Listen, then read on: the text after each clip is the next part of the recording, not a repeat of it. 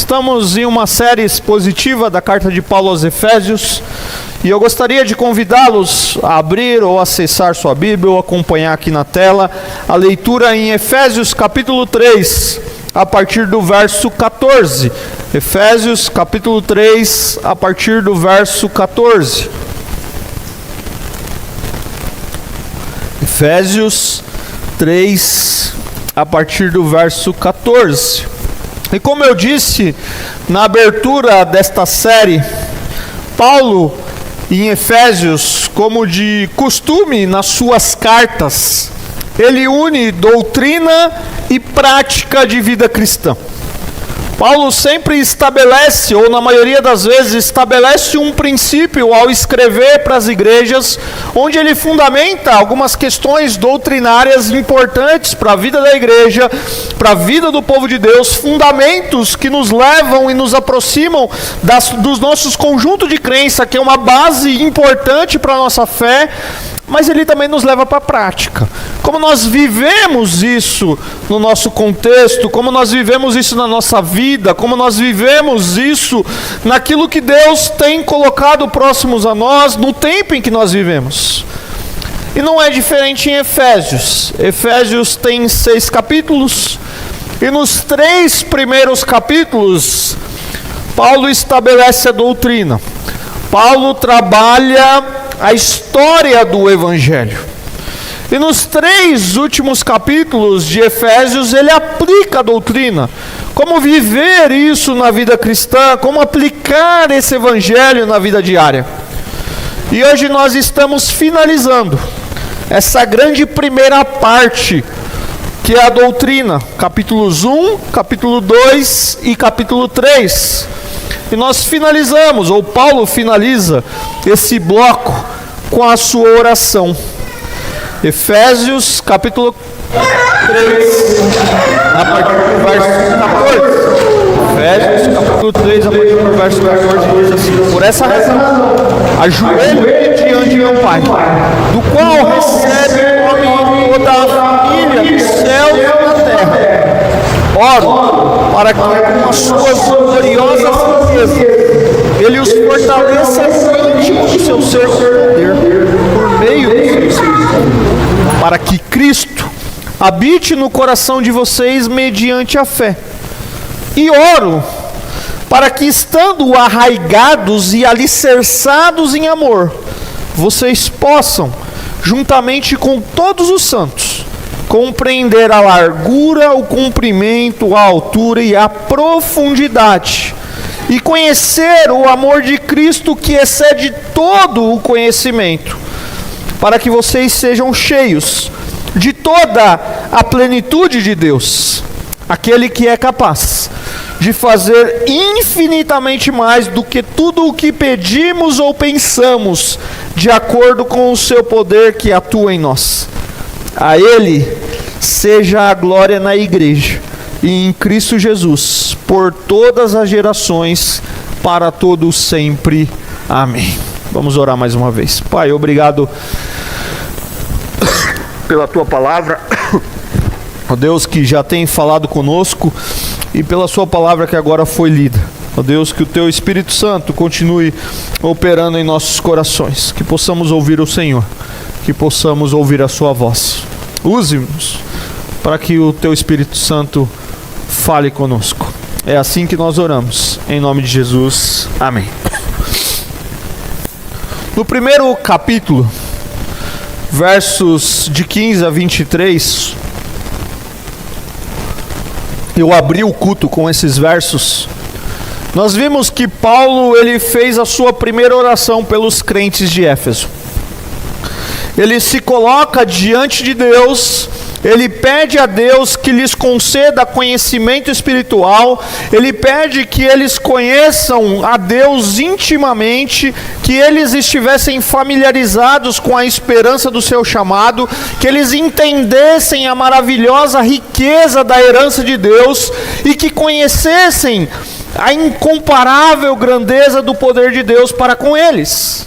Então Paulo orou para que Deus conceda àquela igreja, a igreja de Jesus, a ser plenamente preenchida por Ele, com uma profunda compreensão das realidades da fé, algo que somente o próprio Deus pode conceder, e orou para que Deus abrisse os olhos deles para uma visão mais ampla das realidades espirituais. E agora no texto que nós lemos, no capítulo 3, Paulo faz a sua segunda oração. E o foco desta oração é o amor de Cristo. Ele ora para que os crentes, judeus e gentios que formam aquela igreja, como nós vimos, e gentil aqui, reafirmo, porque talvez você está me ouvindo e escuta eu falar gentil e você pensa em gentil de gentileza. Não é de gentileza, os gentios aqui é os não convertidos, ou melhor, aqueles que não faziam parte do povo de Deus, aqueles que não eram judeus, eles eram chamados na Bíblia como gentios, e agora eles se convertem. E nós temos uma igreja formada por judeus e gentios, como nós vimos nas duas mensagens anteriores. Aqueles que compõem e que fazem parte da igreja, aqueles que são novas pessoas em Cristo, aqueles que formam o corpo de Cristo. E Paulo ora para que eles possam experimentar a verdadeira unidade no amor de Cristo. É uma oração pela profundidade espiritual, é uma oração pela confiança no poder de Deus, é uma oração pela verdadeira unidade e fortalecimento no amor de Deus. Eu acredito que todos nós desejamos viver uma vida plena no amor de Deus. Todos nós queremos o poder de Deus para viver. Mas em nossos dias, muitos buscam esse poder de formas equivocadas. Esperam encontrá-lo em experiências emocionais intensas, em campanhas, em subida aos montes, em longas vigílias, em jejuns de barganha, em eventos que prometem recarregar as baterias espirituais. E ainda que alguma dessas práticas não sejam erradas em si, o problema é quando a motivação está errada. Quando nós buscamos sentimentos e sensações nessas coisas, mas não buscamos comunhão com Deus e não buscamos transformação que vem de Deus. E o resultado é momentâneo, como quando nós buscamos essas coisas. O resultado momentâneo é um entusiasmo, mas é um entusiasmo passageiro, que segue então de um vazio e de uma insatisfação. E aí você busca outras coisas nesse ciclo, para que você possa se preencher daquilo que para você é um vazio. Agora a pergunta é: será que nós precisamos de todas essas coisas para agradar a Deus? Será que nós precisamos de todas essas coisas para a edificação dos irmãos e para pregar o Evangelho para os que não creem? A verdadeira plenitude espiritual, nós vamos falar aqui mais à frente, não está apenas nas atividades externas que nós executamos como igreja, mas na intimidade com Deus, por meio da oração e pela palavra. É nesse caminho simples, mas profundo, que o cristão é fortalecido e que ele experimenta o amor que excede todo entendimento. O pastor e teólogo John Stott, no seu comentário sobre Efésios, ele descreve, abre aspas, uma das melhores maneiras de descobrir as principais ansiedades e ambições dos crentes é analisar o conteúdo das suas orações e a intensidade que as faz. Todos nós oramos acerca do que nos preocupa e evidentemente não nos importamos com assuntos que não incluímos em nossas orações. A oração expressa um desejo, o desejo sincero da alma, falado ou não expressado, fecha aspas. Paulo com o seu coração temente, com o seu coração reverente a Deus, ele revela isso em sua oração. Ele ora de forma pastoral, ele ora de forma intercessória para que os crentes de Éfeso, eu e você também, realmente possamos conhecer e experimentar o amor de Cristo, para que esse amor seja o fundamento de toda a vida cristã. E a pergunta que fica para nós é: nós temos buscado essa plenitude na comunhão com Deus, palavra e oração, ou apenas temos buscado, como eu citei aqui, experiências passageiras que logo se esvaziam? Eu imagino que você, assim como eu, e não se escandalize comigo, você não acorda todos os dias com vontade de ler a Bíblia e de orar, acorda? Tem dia que dá um tempinho. Não, pastor, eu acordo. Eu não, tá, pessoal? Não se escandalize comigo. Eu preciso de disciplina. Eu preciso de uma motivação que vem do Senhor. Não se escandalize, mas eu estou colocando uma fragilidade aqui, porque não é natural, pessoal. Primeiro que eu vivo num país em que as pessoas não gostam de ler. E assim como você, se eu não me disciplinar, eu também tenho uma preguiça, embora eu goste pela leitura. E a Bíblia é o quê? O que a Bíblia é? Um livro. Que é a palavra de Deus, ok? Mas eu preciso fazer o quê? Ler. Se você, assim como eu, tem a mente acelerada pelas preocupações do dia a dia, pelas coisas do mundo, você tem dificuldade em parar e se concentrar em algumas coisas, ok? E para quem tem essa dificuldade, você começa a conversar com Deus, não se escandalize, mas você começa a perceber que sua cabeça foi para outro lugar. Só eu que vivo isso? Então a gente precisa de uma disciplina para a gente fazer aquilo que é necessário, para a gente ter uma plena comunhão com Deus. Nós precisamos colocar isso como prioridade. E Paulo mostra para nós essa prioridade. Olha o que ele diz: por essa razão ajoelho-me diante do Pai, do qual recebe o nome toda a família nos céus e na terra. Paulo começa o verso 14 com a expressão por essa razão, ou seja, ele retoma aquilo que ele pretendia escrever, como eu disse a mensagem passada, no verso 1 deste capítulo, interrompido com um parênteses que ele abre para explicar judeus e gentios, o mistério de Cristo, né, e o ministério que ele recebeu de Deus, explicar o que significa dizer que é um prisioneiro por amor deles, e o seu próprio papel no plano de Deus em salvar os gentios. Então, para descobrir qual é a causa, qual é a razão da sua oração, nós precisamos voltar aos versos anteriores deste capítulo, anterior ao 3:1, por exemplo, onde ele havia descrito que aos olhos de Deus não há mais judeus e gentios. Judeus e gentios formam uma só nação, constituem um único templo espiritual. O mistério que ele havia acabado de explicar, e diante disso, diante daquilo que Deus fez, Paulo é estimulado a orar pelos cristãos. Então, por essa causa, a sua resposta é em oração. Em oração, ele se ajoelha na presença do Pai. De joelhos dobrados, ele se aproxima diante de Deus. E aqui a gente precisa parar um pouquinho, porque a posição normal para a oração entre os judeus era colocar-se de pé. Ajoelhar-se era meio que incomum. Era uma postura usada em ocasiões especiais, em circunstâncias excepcionais. Indicava um grau de sinceridade, de contrição, de confissão de pecado em alguns momentos. Orar de joelhos era uma postura de profundo quebrantamento, humilhação e dependência. Agora aqui é importante a gente abrir uns parênteses aqui, porque as escrituras não definem uma regra a respeito da posição que devemos adotar quando oramos.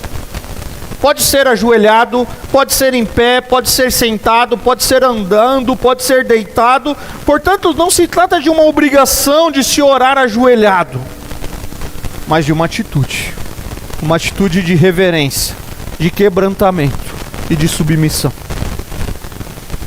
E aí Paulo começa a explicar para nós, diante de quem nós precisamos dobrar o nosso joelho. Tá chiando aí para vocês ou só para mim aqui? João, acho que tem alguma coisinha aqui então. Verso 14, novamente. Por essa razão ajoelho-me diante do Pai. Paulo se coloca de joelho diante do Deus Pai, a quem ele dirige sincera e amorosamente a sua oração. Um Pai, que ele vai dizer, do qual recebe o nome toda a família nos céus e na terra. Ele ora dessa forma por judeus e gentios reconciliados, aqueles que formam a igreja, o corpo de Cristo, repito. A família de Deus, constituída tanto por aqueles que estão na terra, por aqueles que estão nos céus, que tem uma identidade que foi dada por Deus. Nós precisamos lembrar que Deus tem um Filho gerado eternamente, o Senhor Jesus, mas Ele também tem filhos adotivos por meio de Cristo. E alguns desses filhos já estão com o Pai no céu, enquanto outros, como nós, estamos presentes, vivendo nessa terra. E Ele ora ao Pai, para que segundo a riqueza da sua glória, Ele fortaleça os crentes com poder, por meio do Espírito Santo no seu interior. Oro para que vocês sejam fortalecidos com as suas gloriosas riquezas. Paulo ainda vai expor o conteúdo e a conclusão da sua oração, mas aqui nós já podemos parar e fazer algumas aplicações para nós. É interessante como, acompanhando e fazendo a exposição do texto, seja aqui ou em outros momentos, como nós estudamos recente Filipenses na EBD, não vemos Paulo preocupado com a sua vida, com os seus problemas, as suas crises pessoais, a sua prisão, embora tudo isso faça parte, mas Paulo orou ou ajoelhou e orou pelos efésios. Ele não se ajoelha para si mesmo, mas para outras pessoas. E eu repito, eu não quero tirar lições aqui na postura da oração, mas será que também não deveríamos clamar mais pela vida de outras pessoas? Tirar um pouco do foco individual, e não estou dizendo com isso que nós não deveríamos orar por nós, mas dos nossos problemas, que é super necessário, mas também se prostrar pelo coletivo, para pedir uns pelos outros. Ter uma atenção naquilo que é referente ao pedido e à necessidade do outro. Por exemplo, ouvir os pedidos do culto de oração da quarta-feira e lembrar de orar por eles durante a semana. Quais foram as vezes que você saiu daqui, você orou pelos pedidos que foram colocados aqui durante a semana? Os que são colocados no grupo de WhatsApp, né, que a gente tem o hábito de colocar lá a oraçãozinha, mas será que a gente ora mesmo? É uma reflexão, e Paulo nos leva a pensar qual tem sido o foco da nossa oração. Segundo a frase que nós citamos do John Stott, uma das melhores maneiras de descobrir as principais ansiedades e ambições dos crentes é analisar o conteúdo da oração, e talvez a sua oração é muito egoísta. Senhor, me abençoa. Senhor, cuida do meu trabalho. E eu não estou dizendo que você não deve orar por isso, ok? Entenderam? Mas será que ela vai além disso? Senhor, abençoa o meu irmão que pediu a oração na quarta-feira, por aquela entrevista de trabalho que ele vai fazer. Abençoe aquele que vai no exame médico que me falou durante a semana, que direcione os médicos para que ele consiga fazer o exame.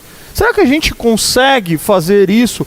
Paulo nos ensina aqui, essa é a primeira lição que eu quero tirar para nós, que nós devemos orar muito, não somente por nós, mas pelo outro. E aí a gente precisa fazer uma análise. Mas nós devemos orar para um Deus que é rei, para um Deus que é grande, majestoso, mas também para um Deus que é pai.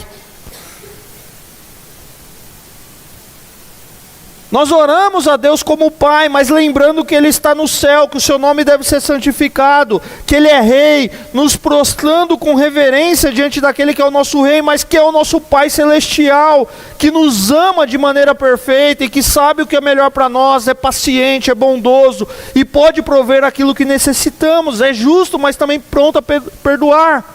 Sabe aquela oração? Santíssimo, excelso, grande, Rei dos reis, Senhor dos senhores, Rei dos exércitos, o Deus de Abraão, o Deus de Isaac, o Deus de Jacó. E aí reverencia Deus. Mas talvez o que você precisa naquele momento é chamar Deus de Pai. E quem já precisou de um abraço de um pai, sabe o que é estar no colo de um pai. É olhar e falar: Senhor, papai, eu estou quebrado. Eu estou machucado, eu estou dolorido, e eu preciso que o Senhor restaure meu coração. Percebe a diferença? É uma diferença em que eu não estou dizendo que Deus não deve ser reverenciado e adorado, mas esse Deus que deve ser reverenciado e adorado, Paulo nos ensina que a gente pode chamar Ele de Pai. Se você já teve uma oportunidade, queridos, de participar de uma reunião no seu trabalho, ou de conversar com alguém de um cargo superior na sua empresa, você sabe como é difícil lidar com uma pessoa superior. Você terminar de fazer uma apresentação em que você não pode cometer nenhuma falha ali, porque está os diretores, está os gerentes ali, você sai daquela reunião como? Quebrado, porque não é o seu natural. E aí você sai ali, você olha para o seu colega de trabalho e fala assim: foi embaçada essa reunião. Virou o seu natural. Qual é o seu natural? Embaçado, difícil. Para o seu chefe você não fala isso. É tenso. E diante de Deus, queridos, é a mesma coisa. A gente não precisa dessa tensão. A gente não precisa dessa máscara. É um Deus que é Rei, que está acima de todas as coisas, mas que eu posso chamar de papai e dizer: Senhor, está tenso. Senhor, está difícil. Senhor, não consigo. Senhor, me dá paciência para lidar com a minha mulher. Senhor, me dá paciência para lidar com o meu esposo. Senhor, me dá paciência para lidar com o meu chefe. Senhor, me dá paciência para lidar com o meu filho. Papai, está difícil. Eu já te pedi. Está embaçado. Às vezes é uma expressão que a gente precisa, que é aquela expressão que você fala assim: estou de saco cheio. E você acha que Deus não sabe que você está de saco cheio? O que você acha? Deus sabe ou não sabe? Às vezes Ele só precisa ouvir isso de você. Estou de saco cheio. Ele vai falar: peraí, não é assim não. Não é saco cheio, eu vou cuidar de você, eu vou mais... Às vezes o que a gente precisa fazer é isso, queridos. E Paulo, diante daquela tensão, escrevendo para aquela igreja, ele ora e fala assim: eu me ponho de joelho por vocês. Diante desse Deus poderoso, mas que é o nosso Pai e que nos fez essa família de judeus e gentios, eu posso chamar Ele de papai. Embora Ele não tenha demonstrado aqui, é isso que eu estou falando, mas Ele está deixando evidente para nós que como Ele chama Deus é de Pai. E depois de descrever e reconhecer a quem Ele ora, Paulo se aproxima de Deus com confiança, crendo que o Pai é poderoso para atender segundo as riquezas da sua glória. E diante dessa certeza, ele apresenta dois pedidos principais para Deus. Primeiro está lá nos versos 16 a 17, a primeira parte do 17, para que haja um fortalecimento interior pelo Espírito, para que eles possam ser fortalecidos no seu ser interior. E segundo, está lá a segunda parte está depois da parte B, do verso 17 até o 19, para que eles possam compreender o amor de Cristo, para que eles possam ser cheios da plenitude de Deus. O primeiro pedido de Paulo é que ele ora, verso 16, para que Deus os fortaleça no íntimo do seu ser com poder por meio do seu Espírito, para que Cristo habite em seus corações mediante a fé. Paulo ele pede pelo fortalecimento interior, pelo fortalecimento espiritual. Obviamente, eles já eram crentes, portanto, Cristo já habitava em seus corações, eles já eram templos do Espírito Santo, mas a habitação do Espírito Santo aqui é uma questão de intensidade. Uma coisa é ser habitado pelo Espírito Santo.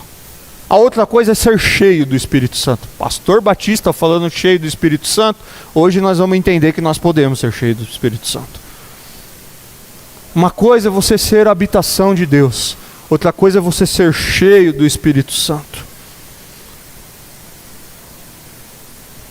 E se Cristo está presente em nosso coração, para que nós nos enchamos de Cristo, algumas outras coisas não podem estar. A palavra habitar que Paulo utiliza aqui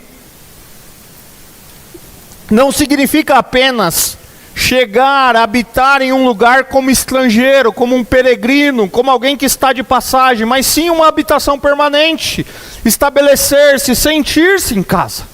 Imagina que você faça uma viagem para a praia, litoral.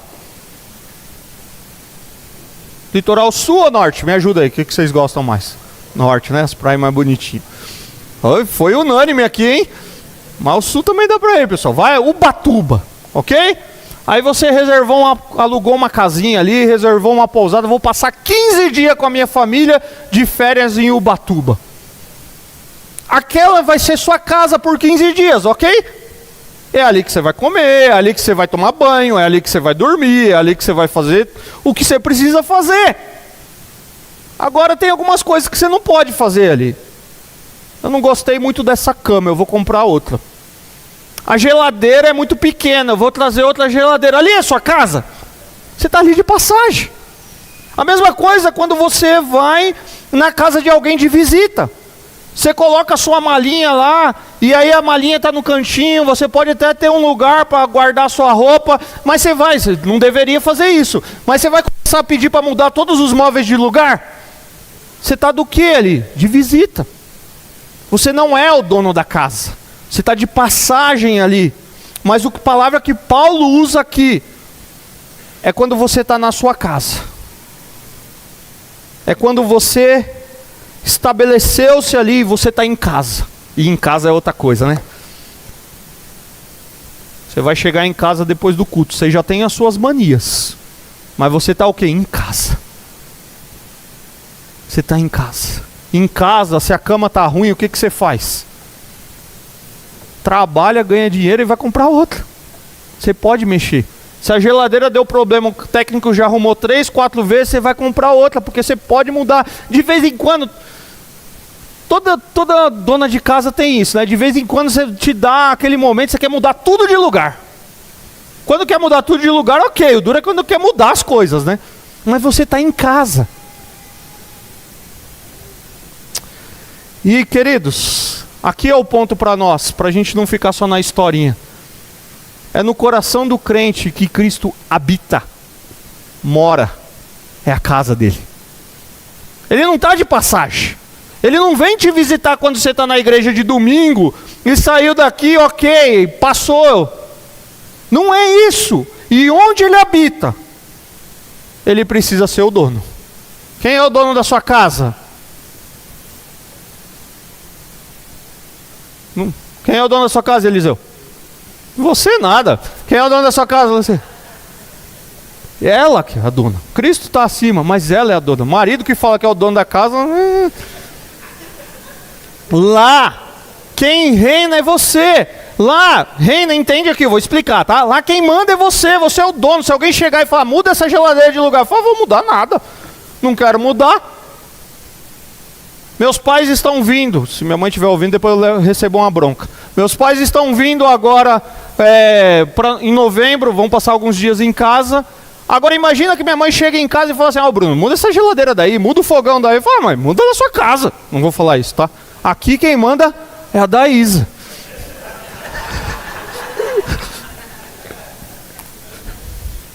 Tem uma história de casais, só vou abrir um aspas aqui para quebrar, tá? Tem uma história de casais que fala assim, o marido, ele passa o tempo todo, né, o filho com a mãe mandando em casa. Aí quando ele casa, ele vai achar que vai mandar, quem manda? A mulher. Mas quando a gente olha para o dono da casa, queridos, quando Cristo habita, quando Cristo é o dono, ele precisa reinar. Ele toma conta da casa. E quando ele toma conta da casa, ele pode fazer tudo. É você olhar para ele e falar: é sua, faça o que quiser. Ele pode fazer tudo, ele pode fazer limpeza, ele pode pintar as paredes, ele pode se desfazer dos móveis velhos, ele pode jogar fora o que quiser, pois ele é o dono da casa. Ele não mora de aluguel na casa, e você troca a torneira, como eu dei o exemplo a semana passada, e guarda a anterior, porque você vai ter que devolver a casa em algum momento. Ele é o dono da casa. E quando o Espírito Santo passa a habitar em nossos corações, ele faz mudanças em nós, queridos. Ele transforma o nosso interior, porque ele nos ama, e Deus, por meio do seu Espírito, ele enche o nosso interior com poder, e é esse poder que nos capacita a agir com maturidade e obediência a Deus, diante das lutas e desafios da vida, porque ele é o dono da casa. Ele tira do lugar tudo aquilo que ele precisa tirar, porque ele é o dono da casa. Nós devemos buscar a Deus em oração, para que a nossa vida seja continuamente fortalecida e conduzida pela presença de Deus, pois é nesse fortalecimento que nós passamos a experimentar mais da sua presença, a crescer em intimidade com Ele e a viver a transformação que o próprio Deus realiza em nós. Tem muito crente que, embora o Espírito Santo habite no seu coração, seria uma heresia dizer que ele não habita, porque não é isso que a Bíblia nos ensina. Mas tem muito crente que Cristo não reina no seu coração. Tem muito crente que parece que o Espírito Santo, que reina em você, que habita em você, é visita. E aí você só lembra dele quando você está com alguma dificuldade e fala assim: deixa eu perguntar para ele o que eu posso fazer com a casa. Não é isso. Paulo ora, para que eles sejam fortalecidos no interior pelo Espírito. Esse Espírito que habita, esse Espírito que é o dono da casa, esse Espírito que quebra tudo aquilo que precisa quebrar, porque Ele é soberano sobre todas as coisas.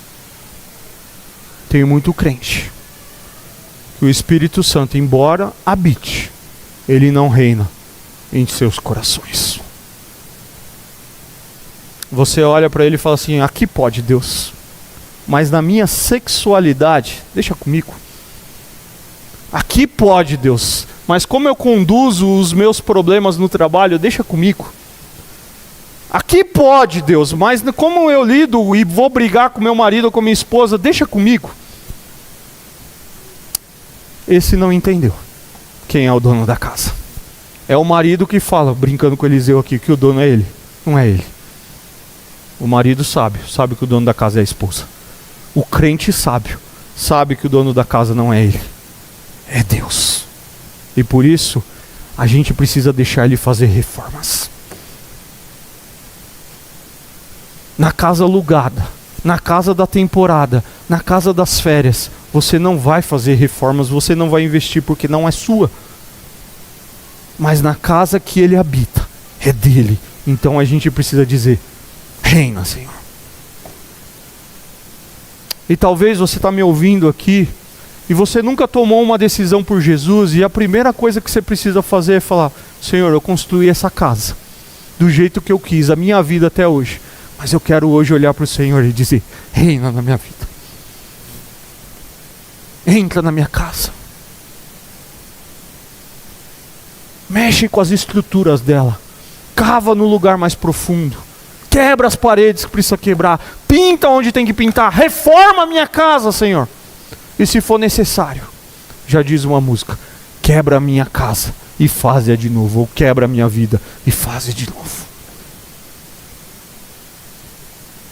Tem casa, queridos, e a casa, aqui como uma ilustração de vida, que não dá mais remendo. Você já tentou colocar uma coluna aqui? É coluna aquela que atravessa assim no teto? Um é viga e outro é coluna, eu nunca sei. Eu tenho dificuldade também com horizontal e vertical, tá, pessoal? O dia que eu errar é por isso. Mas uma é coluna e outra é viga, né? E aí uma é coluna e é viga. Tem um que você já pôs viga, já pôs coluna, já trocou o vidro, já trocou o azulejo, já fez tudo. Não dá mais para reformar, queridos. E como que a gente faz isso na nossa vida? É quando você vai de uma igreja para outra, quando você vai de uma religião para outra, quando você começa a agir na sua vida achando que você é o dono. E tem uma hora que você fala, para com isso. O Espírito Santo precisa habitar aí dentro e você precisa deixar ele ser o dono. E Paulo ora para isso. Para que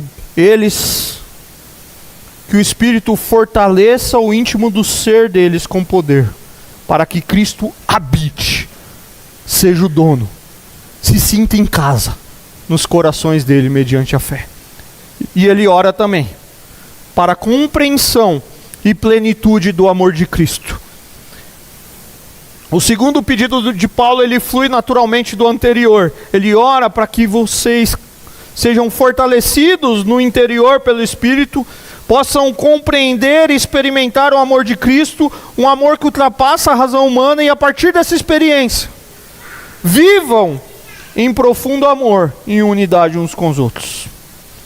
A partir disso, essa nova sociedade que Deus está reconciliando em Cristo, a família de Deus, onde os membros amam para o seu pai, amam ao seu pai, amam ou deveriam amar uns aos outros, eles também precisam da força e do poder e da capacitação de Cristo, para que esse amor seja a virtude mais importante, queridos. E aí Paulo usa duas figuras, duas metáforas, que uma ele utiliza da botânica, das plantas, e outra da arquitetura, da construção, para enfatizar a profundidade desse amor. Paulo está dizendo para que o amor deles tenham raízes e alicerces profundos. Olha o que ele diz novamente, verso 17, última parte. E oro para que vocês, arraigados e alicerçados em amor, ou seja,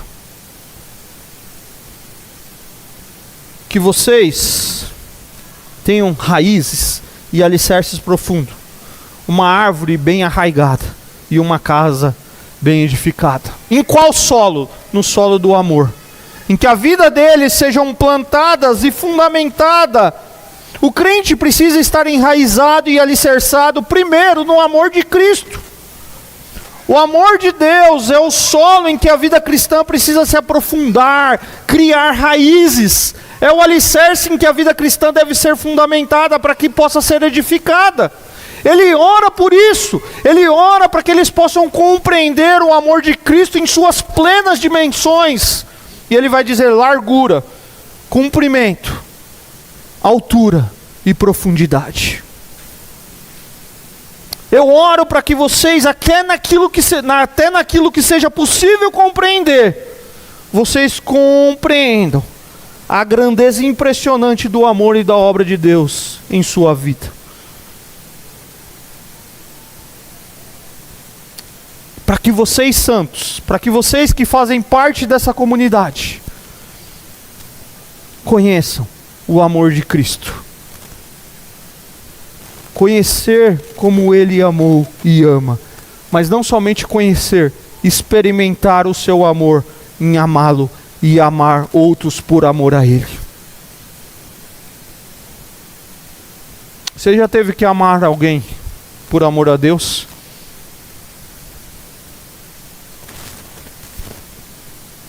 Entenderam o que eu quis dizer?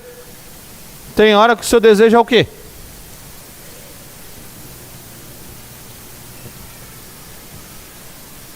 Mas por amor a Deus você ama, você suporta.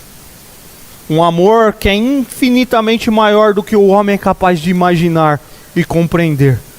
Que é largo, que é acolhedor, que abrange a totalidade da humanidade, judeus e gentios. É um amor cumprido, porque é duradouro, suficiente para durar numa eternidade. É profundo, porque ele alcança o pecador que está longe de Deus, e é suficiente para levar você para o céu. É um amor completo, é um amor largo, comprido, alto e profundo. E aí ele ora no verso 19, para que vocês sejam cheios de toda a plenitude de Deus. Ou seja, devemos crescer nele até a plenitude de Cristo. O pedido de Paulo é que sejamos tomados de toda a plenitude de Deus. E aí eu brinquei, né? Falei, hoje um pastor batista falando sobre ser cheio do Espírito Santo. E na Bíblia, quando a gente olha e sobre a plenitude do Espírito e ser cheio do Espírito, são coisas sinônimas. É um evento que ocorre frequentemente no processo de santificação na vida de todo crente. É a plenitude, enchimento do Espírito que resulta em adoração renovada, em santificação, em ação de graça, envolvimento na obra de Deus, e não necessariamente resulta em manifestações sobrenaturais.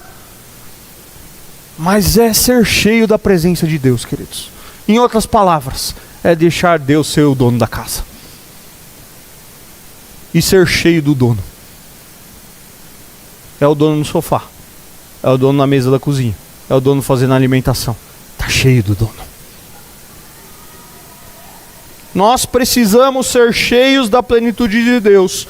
Controlados por Deus em todos os sentidos da nossa vida. Portanto, diante desse amor de Deus que excede todo o conhecimento, e que é largo, comprido, alto e profundo, se nós confiamos em Cristo, não há nada que você tenha feito ou poderia fazer que colocaria você fora do seu alcance. Por mais que falhamos e pecamos com frequência, Ele nunca nos deixará, pois Ele prometeu. E se comprometeu a nos amar, a nos resgatar do império das trevas, nos salvar do inferno e nos levar ao céu que Ele reservou para nós na eternidade. O amor de Deus em Cristo Jesus é suficiente para os cristãos de Éfeso. É suficiente para mim e para você, porque Deus nos comprou em Cristo, pelo seu sangue. Mas Ele também deseja preencher o nosso ser. O que talvez está faltando hoje, em nossos dias, é mais do preenchimento de Deus. E como que a gente é preenchido por Deus? Foi como eu abri essa mensagem.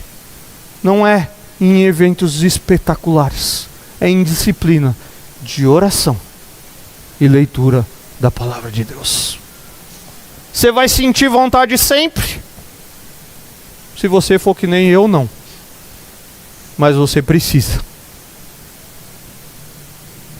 Você precisa, mais do que intensidade, é constância. Já viram, tem muita gente que na aflição vira o super crente. Passou uma semana, resolveu o problema. É mais constância do que intensidade, porque se for constante é intenso.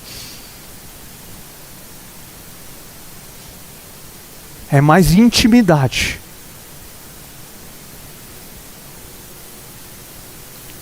E conhecimento de quem Ele é. Tem dia que você não vai chamar Ele de rei, você vai chamar Ele de pai. Tem dia que você vai reconhecer a soberania dEle e vai chamar Ele de rei. Mas é o pai que abraça, é o pai que acolhe, é o pai que corrige, tá? Não vamos esquecer disso. Um bom pai, ele não fala só assim para o seu filho, fala porque ele quer o bem do seu filho. Esse é o nosso Deus. Paulo termina a sua oração com uma palavra de adoração, com uma palavra de louvor e adoração a Deus por tudo que Ele é e faz em nós e através de nós.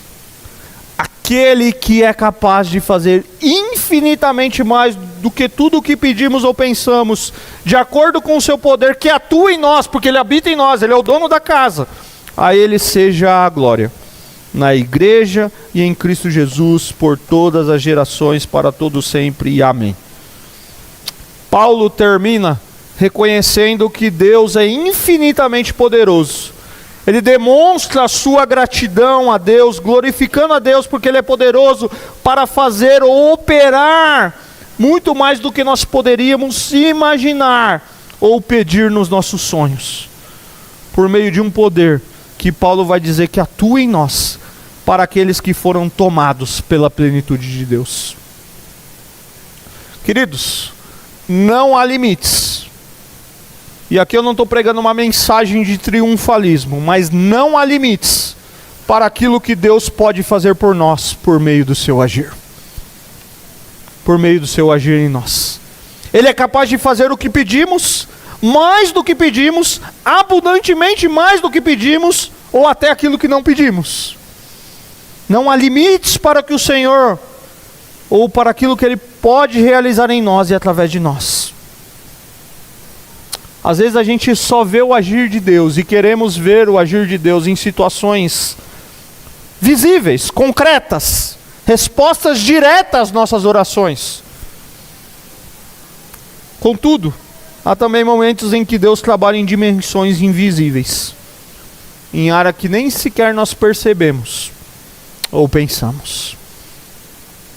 Às vezes a gente acha que Deus só age porque a gente orou, e o poder está em nós que oramos, mas às vezes Ele age naquilo que parece que está tudo em silêncio na sua vida.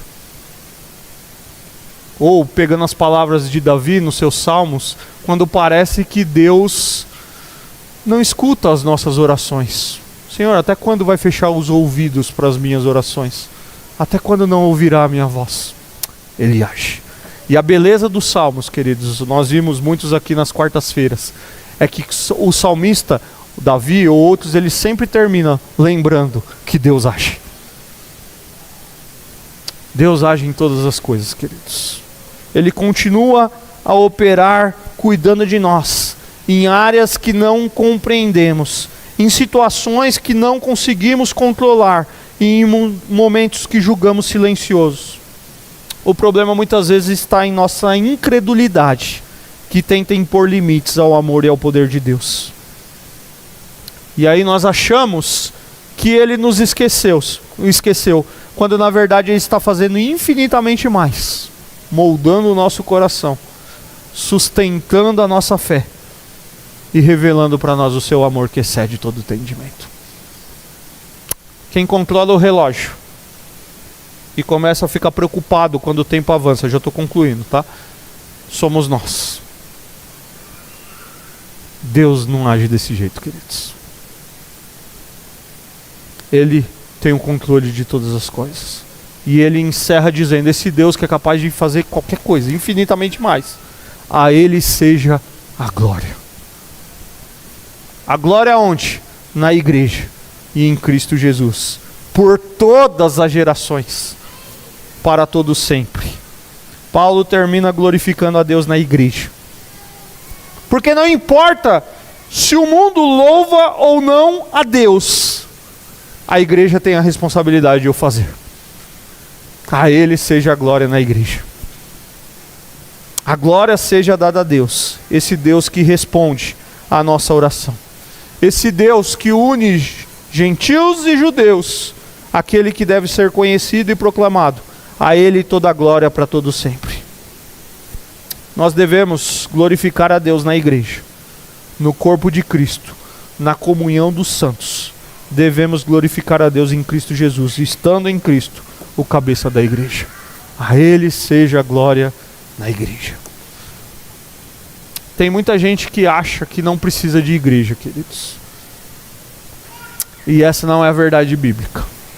Ah, mas na igreja, a começar do pastor, ele é imperfeito. Sim, ele é imperfeito. A diretoria da igreja é imperfeita. Sim, ela é imperfeita. Ah, os diáconos da igreja são imperfeitos. Sim, eles são imperfeitos.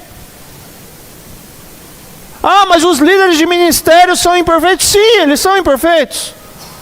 Mas aqueles que só contemplam no culto e não os voluntários de forma geral são imperfeitos? Sim, são imperfeitos. Aqueles que só contemplam no culto, vêm aqui, têm uma vida, sim, eles são imperfeitos.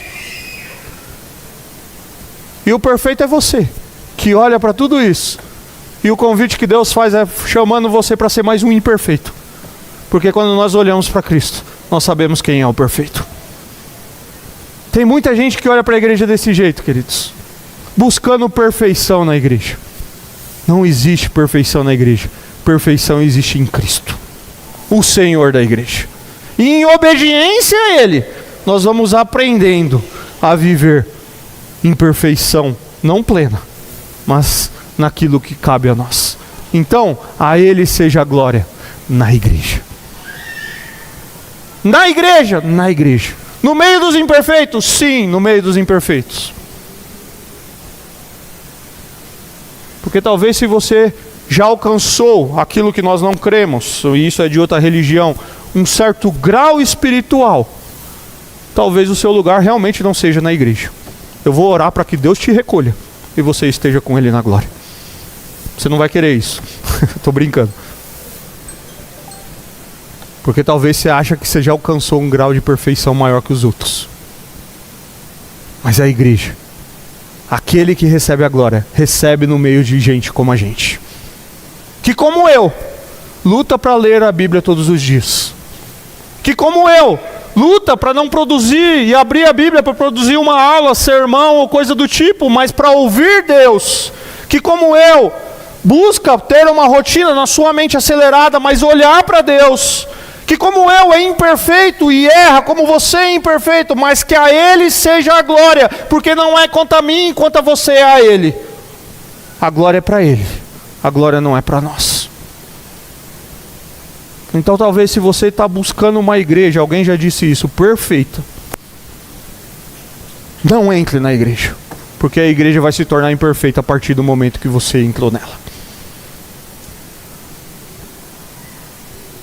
E aí não é mais o outro. E se você é tão perfeito, ora para Deus, para você estar no lugar dos perfeitos, daqueles que já estão santificados com Ele em Cristo Jesus, não mais na igreja física, mas na igreja universal. Já partiu. Mas o lugar do crente é na igreja, pessoal. Paulo orou para que os crentes, judeus e gentios, aqueles que são novas pessoas em Cristo e formam o corpo de Cristo, possam experimentar a verdadeira unidade no amor de Cristo. É uma oração pela profundidade espiritual, confiança no poder de Deus e pela verdadeira unidade e fortalecimento no amor de Deus. Paulo, através da sua oração, nos desafia a não apenas orarmos por nós mesmos, mas também com um coração quebrantado, interceder pelos outros, para que todos possam experimentar a plenitude da vida de Cristo. A oração é essencial para a vida espiritual. Não se trata apenas de pedir bênçãos, mas de buscar fortalecimento espiritual pelo Espírito Santo, fortalecimento interior pelo Espírito Santo, para que Cristo habite de forma plena em nossos corações e possamos viver transformados pelo seu poder. A presença de Cristo em nós deve moldar o nosso caráter, deve guiar as nossas ações. E o amor de Deus é o solo em que a vida cristã precisa se aprofundar, criar raízes. O alicerce em que a vida cristã deve ser fundamentada, para que possa ser edificada. O crente precisa estar enraizado e alicerçado no amor de Cristo. E a minha pergunta para mim e para você é: como temos vivido o amor de Cristo? Estamos enraizados e alicerçados nele, permitindo que ele transforme os nossos corações, as nossas relações? Estamos adorando a Deus, estamos dando glória a Deus na nossa vida, na igreja, no corpo de Cristo, reconhecendo que Ele é digno de toda a honra e adoração para todo sempre? Ou a gente está chegando aqui buscando gente perfeita e esquecendo de olhar para aquele que é perfeito? Queridos, perfeito é o nosso Senhor e Salvador Jesus Cristo, que fundou a igreja e que nos chama. Com isso eu não quero dizer que a gente precisa se conformar com as nossas falhas e pecados, ok? Mas a gente precisa lançar diante dele e dizer: Senhor, me ajuda. Me ajuda a caminhar e ser mais parecido com o Senhor Jesus.